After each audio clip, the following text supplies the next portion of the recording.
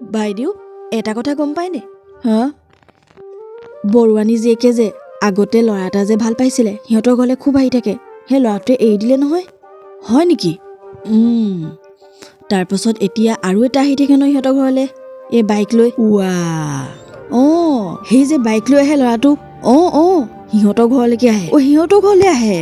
কি যে আৰু দেই, এই দুদিনমানৰ আগত এটা এৰিছিলেহে, আকৌ দুদিনমানৰ পাছত আকৌ এটা বাইক লৈ আহিবলৈ ষ্টাৰ্ট কৰিলে। কিমান দিন বা থাকে। লাজ লাগে নে নালাগে বাৰু তাই?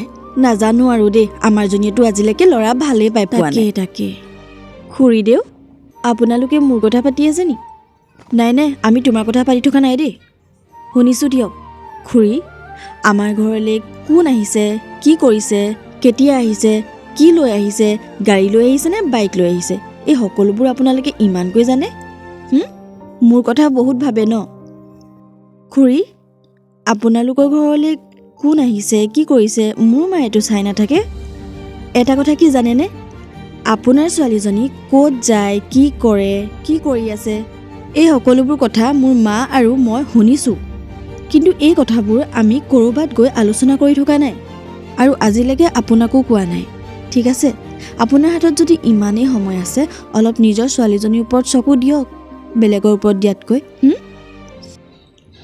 শুনক খুৰী, ওপৰলৈ থু পেলালে নিজৰ গাতে পৰে, কথাষাৰ মনত থ'ব। আৰু মা, তুমি চব জানা ন? জানো। এইবোৰ কৈ ফুৰিবলৈ, এইবোৰ আলোচনা কৰি ফুৰিবলৈ মোৰ হাতত সময় নাই।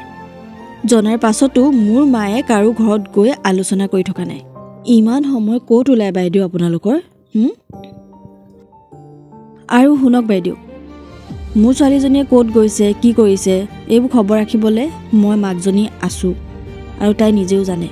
গতিকে আপোনালোকে আপোনালোকৰ নিজৰ ছোৱালীজনীৰ ওপৰত চকু ৰাখক, মোৰজনীৰ ওপৰত নাৰাখিলেও হ'ব। আপোনাৰজনী কোনো সতী সাবিত্ৰী নহয়, আমাজনী